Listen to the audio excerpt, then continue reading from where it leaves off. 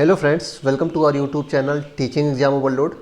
दोस्तों, आज के सेशन के अंतर्गत आपकी जो सीटेट जुलाई 2024 की क्लासेस लगातार चल रही हैं, उसमें आज आपकी सीडीपी की नेक्स्ट क्लास है, जिसमें आज हम एक सीडीपी के बहुत ही इंपॉर्टेंट टॉपिक को पढ़ेंगे, जिसमें से पेपर 1 और पेपर 2 दोनों मिला लिया जाए तो 5 से 6 प्रश्न फिक्स है बन जाते हैं। 5 से 6 प्रश्न पेपर 1 और पेपर 2 दोनों में मिला के बन ही जाते हैं।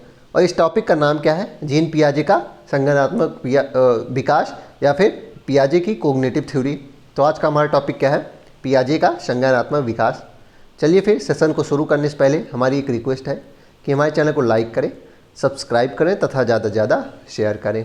चलिए फिर देखते हैं इसमें पहला पॉइंट क्या है कि जीन पियाजे स्विट्जरलैंड के निवासी थे। जीन पियाजे स्विट्जरलैंड के निवासी थे और इनका मानना है कि जैसे जैसे बच्चों में जैविक परिपक्वता अर्थात बायोलॉजिकल मैच्योरेशन आती है, वैसे वैसे वह वस्तु के बारे में अपने दिमाग में कॉन्सेप्ट बना लेते हैं। ध्यान रखिएगा, इन्होंने क्या कहा है कि जैसे जैसे बच्चे परिपक्व होते जाते हैं, जैसे जैसे उनके अंदर मैच्योरिटी आती जाती है, वैसे वैसे वो विभिन्न चीज़ों के बारे में अपनी कॉन्सेप्ट बनाने लगते हैं कि यह चीज़ क्या है, पेड़ का जो पत्तियाँ होती हैं ये हरी क्यों होती हैं, या फिर कोई चीज़ कैसे होती है, नल से पानी कैसे निकलता है। तो ये विभिन्न चीज़ों से पेड़ जीवित कैसे रहते हैं, पेड़ से हम ऑक्सीजन और कार्बन डाइऑक्साइड का जो संचरण है ये कैसे होता है। तो जैसे जैसे आप मेच्योर होंगे वैसे वैसे आप वस्तुओं के बारे में अपने दिमाग में कॉन्सेप्ट बनाने लगते हैं। आगे इनका मानना था, बहुत इंपॉर्टेंट टॉपिक है, कि बच्चों की थिंकिंग एडल्ट से प्रकार में अलग होती है, ना कि क्वांटिटी में। मतलब इनका क्या कहना था कि बच्चे की जो थिंकिंग होती है वह उतनी ही, मतलब अगर आप जितना सोच रहे हैं, आप मान लीजिए, मतलब अगर मैं इसको सिर्फ उदाहरण के रूप में लीजिएगा, अगर आप एक वयस्क है वो 24 घंटे में मान लीजिए 15 घंटे सोच रहा है, वो सोच रहा है, तो बच्चा भी उतने ही घंटे, मान लीजिए, मतलब ये उदाहरण के रूप में ही लीजिएगा, बच्चा भी उतना ही सोचता है। हाँ, उसके सोचने का तरीका कुछ अलग है, क्योंकि जो वयस्क है वो अपने जॉब के बारे में सोच रहा होगा, अपने फ्यूचर के बारे में सोच रहा होगा, और जो बच्चा है अपने खाने पीने के बारे में सोच रहा होगा, खेलने के बारे में सोच रहा होगा, अपने होमवर्क के बारे में सोच रहा होगा जो उसको स्कूल क्लास में मिला होगा। तो इसमें यही बताया जा रहा है कि दोनों के थिंकिंग का मतलब सोचने की क्वांटिटी उतनी ही होती है, लेकिन जो इनकी क्वांटिटी है वो उतनी ही होती है, लेकिन इनके सोचने का प्रकार अलग होता है, क्योंकि सोचने की चीज़ें अलग होती हैं।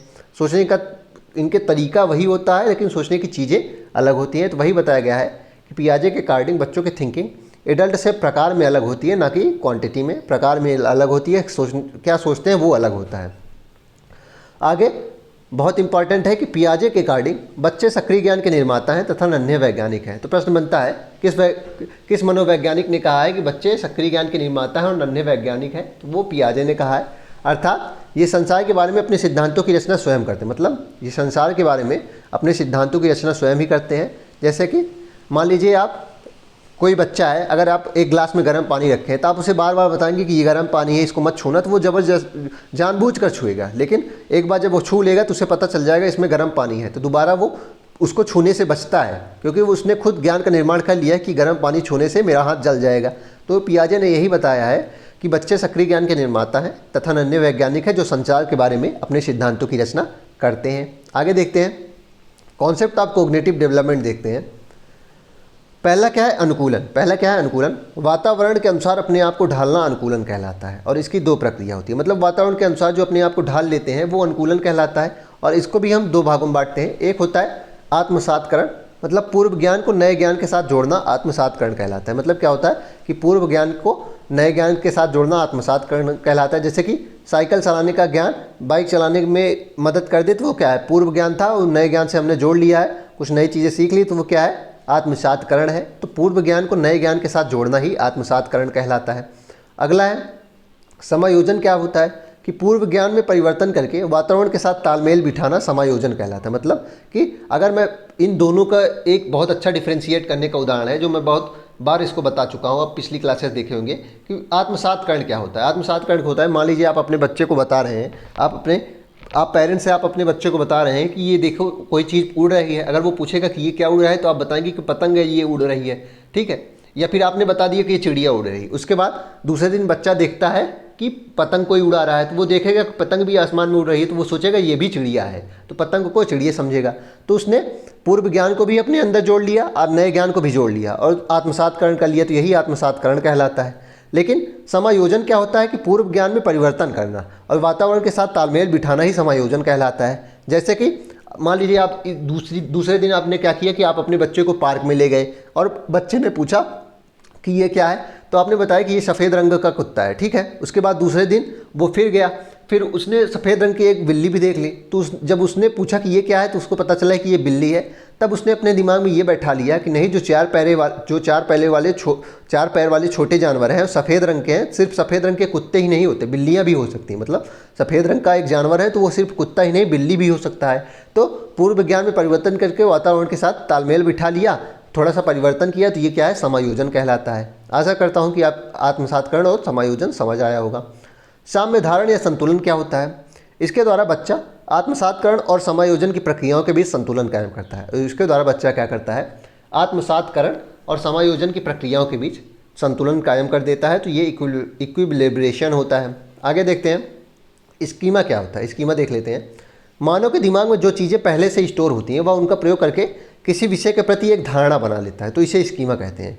मानव शिशु में स्कीमा प्रवृत्ति और प्रतिक्रिया जन्मजात होती है। मतलब मानव क्या करता है कि जो भी चीज़ें अपने माइंड में स्टोर करता जाता है वही स्कीमा होती है। तो स्कीमा होता क्या है, मानव अपने दिमाग में जो चीज़ें स्टोर करता जाता है वो स्कीमा कहलाती हैं, यही स्कीमा होती है। और जो किसी विषय के प्रति अपना धारणा बना लेता है तो वही स्कीमा होती है कि ये चीज़ क्या है, ये चीज़ क्यों हो रही है, ये सब चीज़ें। मतलब आप सिंपल शब्दों में कहा जाए कि मानव अपने मस्तिष्क में जो कुछ भी स्टोर करता है पियाजे के अनुसार वो स्कीमा है।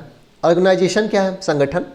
पियाजे के सिद्धांत में संगठनात्मक प्रणाली के लिए स्कीमाओं को पुनर्व्यवस्थित करना, स्कीमाओं को पुनर्व्यवस्थित करना, थोड़ा सा इसमें बदलाव करना, ये सब क्या है, ऑर्गेनाइजेशन है। ध्यान रखिएगा, स्कीमाओं को पुनर्व्यवस्थित करना क्या है, स्कीमाओं का संगठन होता है, तो ऑर्गेनाइजेशन होता है। ये प्रश्न पूछे जाते हैं, सारे प्रश्न पूछे जाते हैं। स्कीमाओं को पुनर्व्यवस्थित करना ही संगठन होता है। आगे देखते हैं, पियाजे ने संज्ञानात्मक विकास की 4 अवस्थाएं दी। प्रश्न बनता है कि पियाजे ने अपने थ्योरी में कितनी अवस्थाएं दी है, कितने स्टेजेस, तो 4 दी हैं। पहला कौन सा है, सेंसरी मोटर है। पहला कौन सा है, सेंसरी मोटर है, जो कि 0 से 2 वर्ष होता है। पहला कौन सा है, सेंसरी मोटर, 0 से 2 वर्ष होता है। इस अवस्था में बच्चा अपनी ज्ञानेंद्रियों के माध्यम से सीखता है। मतलब इस अवस्था में क्या होता है, 0 से 2 वर्ष में बच्चा जो कुछ भी सीखता है अपनी ज्ञानेंद्रियों के माध्यम से सीखता है। जैसे कि पहला उदाहरण मैंने अभी शुरू क्लास में दिया कि गर्म पानी को छू के सीखते पता चलेगा कि ये गर्म है पानी। चीज़ों को छू के देखता है या फिर देख कर या फिर महसूस करके या फिर उसको स्मेल करके, तो बच्चा अपनी ज्ञानेंद्रियाँ जो होती हैं उसको उसके माध्यम से ही सीखता है। इसमें वस्तु स्थायित्व का गुण आ जाता है और इस अवस्था में वस्तु स्थायित्व अर्थात ऑब्जेक्ट परमानेंस का गुण आ जाता है। यानी बच्चा अपने दिमाग में वस्तुओं की छाप बना लेता है और जिससे वह छिपी हुई वस्तुओं को भी ढूंढ लेता है। तो मतलब इसमें बच्चा चीज़ों को, अगर आप उसको बोलेंगे, अगर आप उसको एक बार बता देंगे कि ये मेरी बाइक की चाबी है, तो वो अपने दिमाग में बैठा लेगा कि ये बाइक की चाबी है। उसके बाद जब आप मान लीजिए आपकी बाइक की चाबी वो बच्चा कहीं देखा रहेगा तो वो ला के दे देगा कि पापा आपकी बाइक की चाबी है या आपकी बाइक की चाबी है। तो मतलब वस्तु स्थायित्व का गुण आ जाएगा।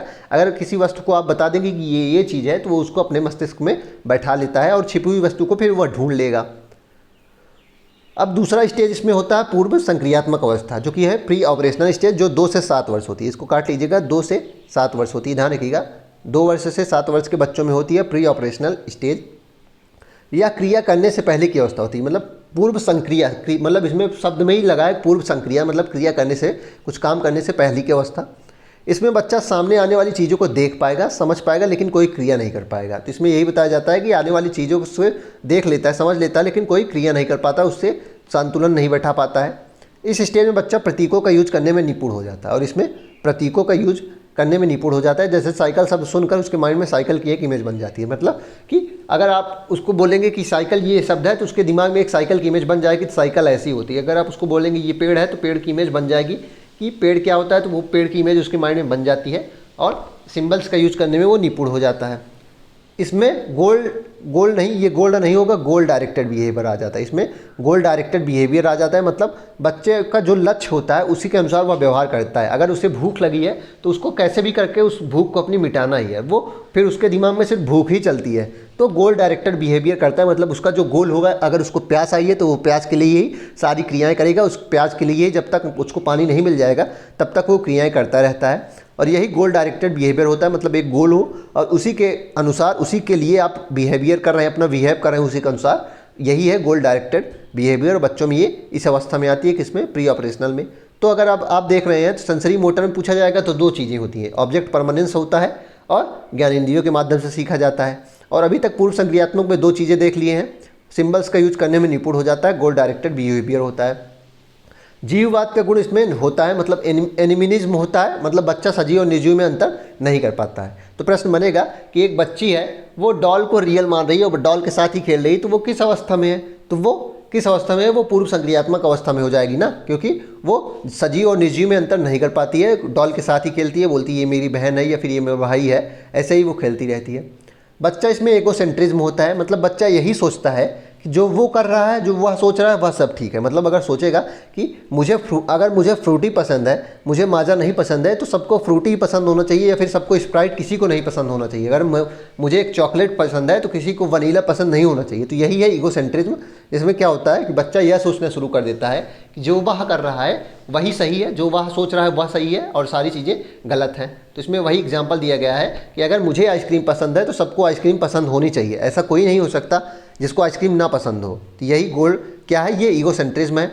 तो इसमें कौन कौन से गुण आते हैं, इसमें सिंबल्स का यूज करने में निपुण हो जाता है, गोल डायरेक्टेड बिहेवियर आ जाता है, जीववाद मतलब सजीव और निर्जीव में अंतर नहीं कर पाता है, और ईगोसेंट्रिज्म अर्थात अहम केंद्रित होता है। अपलटाववादी का गुण इसमें नहीं होता, मतलब कि बच्चा क्या होता है कि संख्याओं को, वस्तुओं को और समस्याओं को पलट नहीं सकता। मतलब 4 + 6 10 है तो 6 + 4 10 नहीं बता सकता। 4 + 6 अगर 10 है तो 6 + 4 वह 10 नहीं, या फिर 10 = 4 + 6 नहीं कर सकता। अपलटाववादी का गुण इसमें नहीं आता है। मुद्रा, संप्रत्यय, दूरी, भार, ऊंचाई, क्रम निर्धारण आदि की योग्यता की कमी इस अवस्था में होती है। मतलब मुद्रा संप्रत्यय मतलब अगर आप एक बच्चे को, मान लीजिए एक बच्चे को एक बॉक्स है उसमें सिक्का भरा है, ठीक है, उसमें मान लीजिए 50 सिक्के भरे हैं 1-1 रुपए के, और एक आप उसको 100 रुपए की नोट देंगे तो बच्चा 50 रुपए का सिक्का वाला डब्बा ही चुनेगा, क्योंकि उसे लगेगा कि ये ज़्यादा पैसा है। आप उसे 1 रुपए ही दे रहे हैं, वो 100 की नोट को 1 रुपए समझेगा। तो मुद्रा का गुण नहीं होता, दूरी का भी उसे गुण नहीं होता, भार का भी गुण नहीं होगा। मतलब अगर उसे एक तरफ छोटा पत्थर दिखा देंगे और एक तरफ रुई का गट्ठा दिखा देंगे बड़ी जो रखी है, और पूछेंगे कौन सा भारी है, तो वो क्या चुनेगा, वो रुई को चुनेगा क्योंकि वो ज़्यादा दिख रही है। तो उसमें भार का भी गुण नहीं होता, ऊंचाई भी वो नहीं समझ पाता है, और क्रम निर्धारण की भी योग्यता नहीं होती। मतलब आप मान लीजिए कि चीज़ों को असेंडिंग करने या डिसेंडिंग ऑर्डर में करने को कहेंगे तो वो नहीं कर पाएगा। तो ये सब गुण इसमें नहीं होते हैं। केंद्रीकरण का गुण इसमें होता है, मतलब एक समय में किसी वस्तु की केवल एक विशेषता पर ही ध्यान दे पाता है। तो सेंट्रेशन क्या होगा, अगर आप देखे होंगे कि अगर आपका बच्चा मोबाइल चला रहा है, उसके बाद आप उसको कई बार बुलाएंगे कि आके आप ये चीज़ कर लीजिए, आप खाना खा लो, तो वो नहीं सुनता है। ऐसा कोई वो जानबूझ कर नहीं करता, क्योंकि उसके अंदर सेंट्रेशन का गुण होता है। मतलब वह एक समय पर केवल एक ही विशेषता पर ध्यान दे पाता है, एक ही चीज़ों पर ही ध्यान दे पाता है, यही सेंट्रेशन का गुण होता है, और ये प्री अपनेशनल स्टेज में होती है। संरक्षण का गुण क्या होता है, अगर किसी वस्तु के साइज या शेप में चेंज कर दें तो उसकी क्वांटिटी पर कोई प्रभाव नहीं पड़ता, लेकिन बच्चा इसको समझ नहीं पाता है। तो मतलब बच्चा क्या हो, बच्चा इस चीज़ को नहीं समझ पाएगा। मान लीजिए एक लंबी गिलास है, ठीक है, उसमें 1 लीटर पानी है, और एक छोटी गिलास है पर चौड़ी गिलास है, उसमें भी 1 लीटर पानी है, लेकिन बच्चा ये नहीं समझ पाएगा कि दोनों में उतना ही पानी है। बच्चा किसको ज़्यादा समझेगा, बच्चा जिसमें ज़्यादा ऊपर तक पानी दिख रहा होगा उसको ही ज़्यादा समझेगा। यही संरक्षण का गुण होता है, और ये बच्चों में इस अवस्था में नहीं होता है।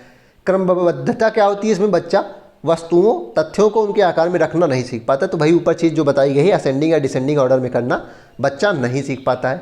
तो अब प्रश्न बनता है कि इस अवस्था में क्या क्या बच्चा आता है, बच्चों को क्या क्या आता है, सिंबल्स का यूज करना आ जाता है।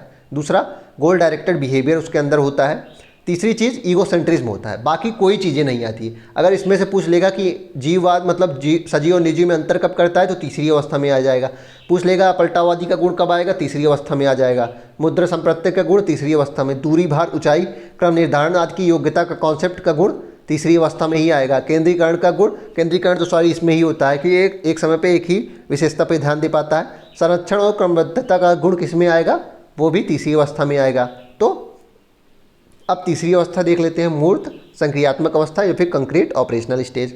7 से 11 वर्ष होती है। इस अवस्था में बच्चा सामने रखी हुई चीज़ों को देखकर ही कुछ कर सकता है या उन पर चिंतन कर सकता है। मतलब जो चीज़ों को वो देखता है उस पर चिंतन कर सकता है, मतलब मूर्त रूप से चिंतन कर सकता है। अमूर्त चिंतन का गुण इसमें नहीं होता, मतलब जिन चीज़ों को नहीं देखता है उसके बारे में वो चिंतन नहीं कर सकता है। इस अवस्था में अपलटाववादी का गुण, जीववाद का गुण, मुद्रा, भार, संरक्षण, क्रमबद्धता की योग्यता आदि कॉन्सेप्ट का गुण आ जाता है। तो वही मैं बताया कि ऊपर सेकंड में जो चीज़ें नहीं आती हैं, 2-3 ही चीज़ें तो आती है। एक गोल डायरेक्टेड बिहेवियर आता है, सिंबल्स का यूज करने में निपुण हो जाता है, और क्या आता है उसमें सीरिएशन भी नहीं आता, संरक्षण का गुण सॉरी उसमें, और एक गुण क्या था, केंद्रीकरण का गुण होता है। बाकी सारी चीज़ें तो उसके पास नहीं होती हैं। बाकी ईगोसेंट्रिज्म होता है, 4 चीज़ें हैं, और बाकी सब किस में आता है, इसमें आ जाता है। अब देखते हैं इसमें आगमनात्मक तर्कणा, अर्थात यह भी इसी अवस्था में आता है। मतलब हाइपोथेटिकल थिंकिंग जो होती है वो इसी अवस्था में आती है। मतलब बच्चा जो चीज़ें देखता है उसके उदाहरण के ऊपर तर्क करने लगता है। मतलब बच्चा देखी हुई चीज़ों पे तर्क करने लगता है। निगमनात्मक तर्कना नहीं आता, नियम से उदाहरण नहीं बना पाता, लेकिन उदाहरण के ऊपर तर्क करना लगता है। तो उदाहरण के अनुसार तर्क करने लगता है। उदाहरण दिया गया है जैसे कि पेड़ जरूरी है या नहीं हमारे लिए, बच्चा आंसर करे क्योंकि इससे हमें ऑक्सीजन मिलती है। तो बच्चा इसमें प्रश्न बनने लगे, वो उदाहरण के रूप में विभिन्न चीज़ें में प्रश्न वो करने लगता है। और आगमनात्मक तर्कणा का गुण किस में आता है? इसी में आ जाता है। चौथा स्टेज क्या होता है? औपचारिक संक्रियात्मक, जो कि 11 से 15 वर्ष होता है और फॉर्मल ऑपरेशनल स्टेज इसको कहते हैं। एक चीज़ और ध्यान रखिएगा, आप इंग्लिश के टर्म ज़्यादा याद रखिएगा क्योंकि हिंदी के टर्म के नाम बार बार बदल दिए जाते हैं, लेकिन इंग्लिश के टर्म के नाम वही रहेंगे। तो आप फॉर्मल ऑपरेशनल, प्री ऑपरेशनल और ऑपरेशनल, सेंसरी मोटर, ये सब चीज़ें ज़्यादा याद रखिएगा। यह संज्ञान की सर्वोच्च अवस्था होती है, यह ज्ञान की सर्वोच्च अवस्था है। इसमें बच्चा अमूर्त चिंतन भी करने लगता है, मतलब अमूर्त चिंतन भी करने लगता है। और कैसे करता है? मतलब जो चीज़ें नहीं देखता उस पर भी तर्क करने लगता है कि ये चीज़ें क्यों हो रही हैं, पेड़ की पत्तियां हरी क्यों हैं, तो ये अमूर्त चिंतन हो जाएगा। निगमनात्मक तर्कणा क्या होती है? बच्चा नियमों के ऊपर तर्क करने लगता है। बच्चा नियमों के ऊपर तर्क करने लगता है कि a प्लस बी का whole square A square plus B square plus 2ab ही क्यों है, या फिर ट्रायंगल का एरिया जो है half into base into height ही क्यों है। तो नियमों के ऊपर तर्क करने लगता है। थर्ड अवस्था में क्या है कि उदाहरण के अनुसार तर्क करने लगता है। उदाहरण के अनुसार ही तर्क करता है, मतलब उदाहरण के ऊपर ही तर्क कर सकता है, लेकिन इसमें नियमों के अनुसार भी तर्क करने लगता है। अब हमारा आज का आखिरी टॉपिक इसमें है कि पियाजे के सिद्धांत की आलोचना क्या की गई है।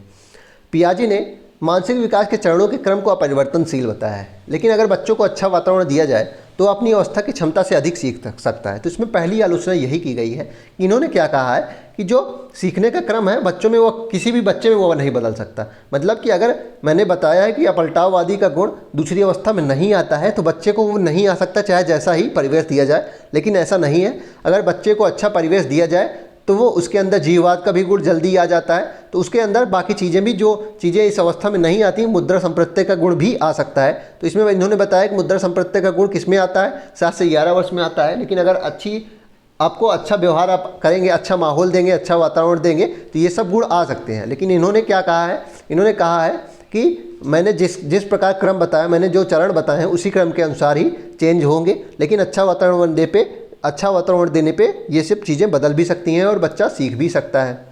चलिए फिर इसी के साथ आज के सेशन को हम समाप्त करते हैं। आशा करता हूँ कि आपको यह सेशन पसंद आया होगा।